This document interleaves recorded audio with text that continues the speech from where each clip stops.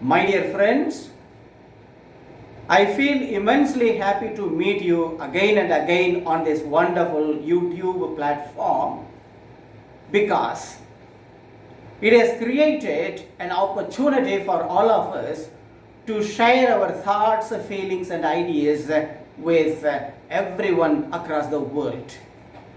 Today, I would like to focus on the importance of note-taking in the process of learning or research.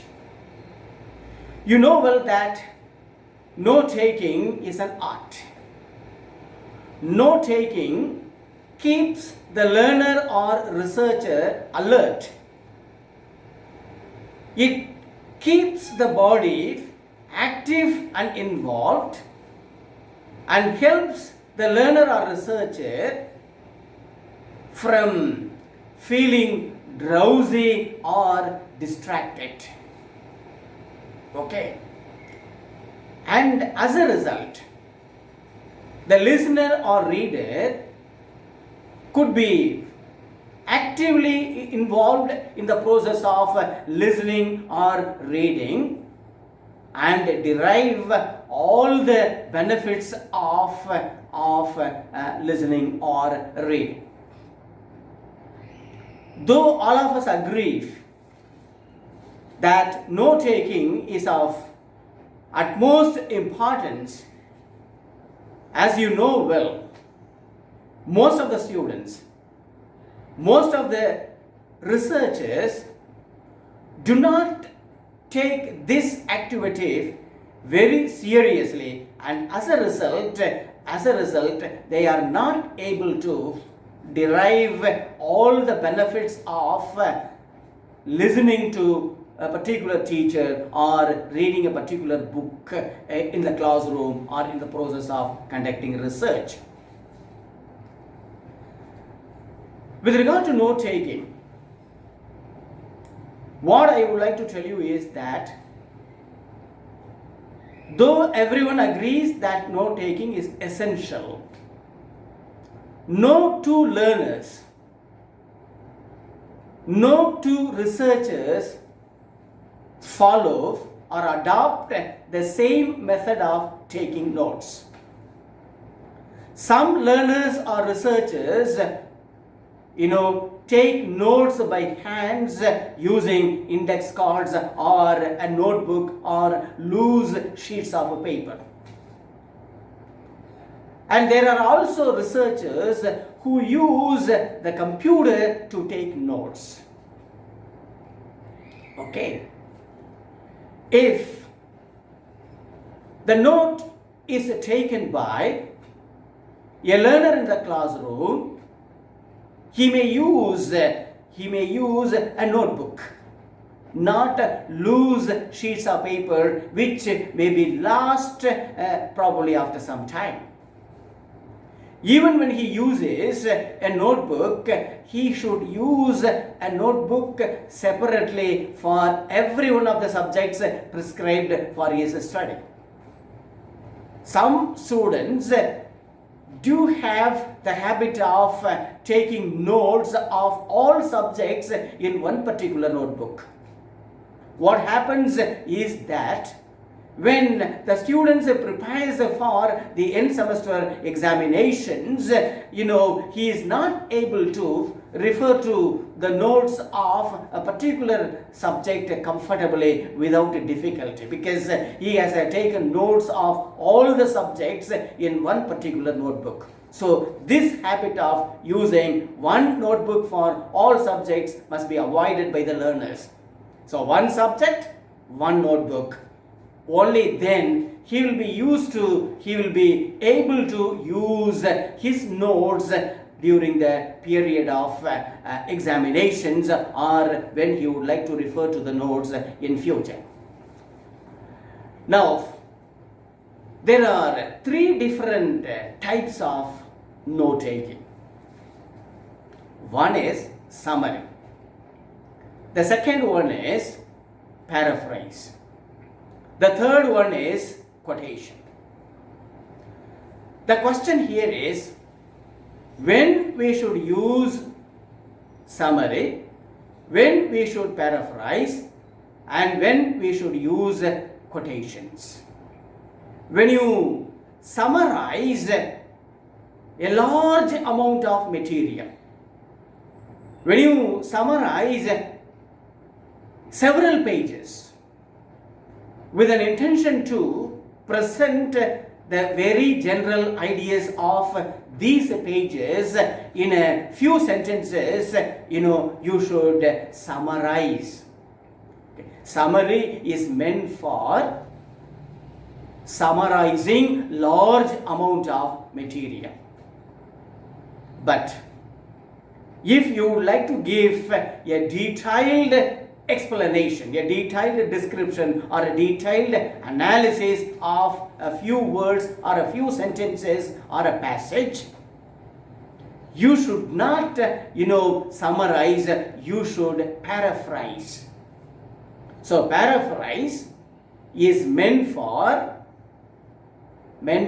giving detailed explanation of certain important expressions or jargons or certain ideas you come across in the sources you have been referring to for your study or for your research. Now the third one is quotation. Sometimes, when you refer to a source, you don't want to summarize, you don't want to paraphrase, you are forced to transfer the exact words verbatim from the source. The reason is very simple.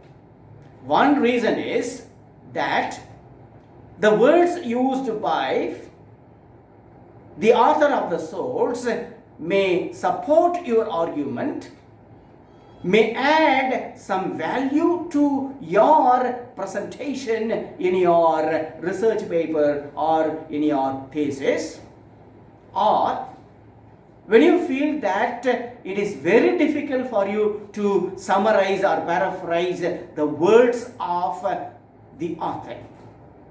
You know well that your words, your summary, your paraphrase cannot effectively communicate an idea as effectively as by the author of the book.